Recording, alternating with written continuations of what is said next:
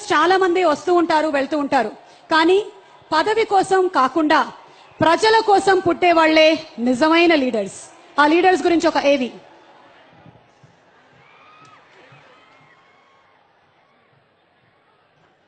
నాయకుడంటే ముందుండి నడిపించేవాడు, పక్క నుండి ప్రోత్సహించేవాడు, వెన్నంటి కష్టం రాకుండా కాపు కాసేవాడు, భయం కాని పక్షపాతం కాని రాగద్వేషాలు కాని లేకుండా ప్రజలకు సేవ చేసేవాడు. అలాంటి మహనీయులను ఎందరినో ఈ దేశం చూసింది.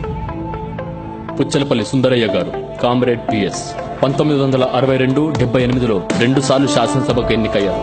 ఉద్యమకారుడు, కమ్యూనిస్టు పార్టీ వ్యవస్థాపకుడు. ప్రజల్నే పిల్లలుగా భావించి ప్రజాసేవ కోసం పిల్లల్ని సైతం వద్దనుకున్నారు. తరిమల నాగిరెడ్డి గారు, కాలేజీ రోజుల నుంచే మార్క్సిస్ట్ ఐడియాలజీ వైపు ఆకర్షితుడై ఉమ్మడి మద్రాసు రాష్ట్రంలో 1951లోను, ఆంధ్రప్రదేశ్ రాష్ట్రంలో 1962-67లలో అనంతపూర్ నియోజకవర్గాల్లో ఎమ్మెల్యేగా ఎన్నికయ్యారు. ఉద్యమ సమయంలో ఎన్నోసార్లు జైలుకు వెళ్లినా ఆయన సేవా తత్పరత సడలలేదు. సొంత తండ్రికి ఎదురెళ్లి ప్రజల కోసం 100 ఎకరాల స్వంత భూమిని దానం చేసిన నిస్వార్థ నాయకుడు. వావిలాల గోపాలకృష్ణయ్య గారు, ఉద్యమశీలి, స్వాతంత్ర సమరయోధుడు. సత్తెనపల్లి నియోజకవర్గంలో 1952 నుండి వరుసగా 4 సార్లు ఎమ్మెల్యేగా ఎన్నికయ్యారు. ప్రత్యేక ఆంధ్ర ఉద్యమంలో క్రియాశీలకంగా పనిచేశారు. 4 సార్లు రాజకీయంగా పదవులు ఉన్నా ఉన్నది పోగొట్టుకున్నారే తప్ప ₹1 అక్రమంగా ఆర్జించలేదు.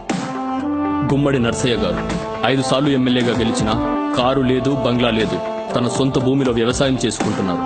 నిస్వార్థంగా సేవ చేయడమే నర్సయ్య గారి ధ్యేయం. ఇప్పటికీ ప్రజా సమస్యలపై పోరాడుతూనే ఉన్నారు. గుంజా బొజ్జి గారు, 3 సార్లు ఎమ్మెల్యేగా గెలిచినా పెంకుటింట్లో ఉంటూ ఇప్పటికీ సమస్యలపై పోరాడుతూనే ఉన్నారు ఈ కమ్యూనిస్ట్. భద్రాచలం నుండి 1984 నుండి 3 సార్లు వరుసగా గెలుపొందారు. కరెన్సీకి అమ్ముడుపోని నాయకుడు. ఆస్తులు పెంచుకోవడం కన్నా ఆశయాలకు కట్టుబడి ఉండడమే మిన్నా అనుకునే నిస్వార్థశీలి. వీరితో పాటు ఇంకెంతో మంది ప్రజానాయకులు మనకు సేవ చేశారు, చేస్తూనే ఉన్నారు. పాలించే ప్రభువులం కాదని సేవించే బంటులం మేమని ఆచరణాత్మకంగా నిరూపించిన మహనీయులందరికీ మా ఈ వీడియో అంకితం.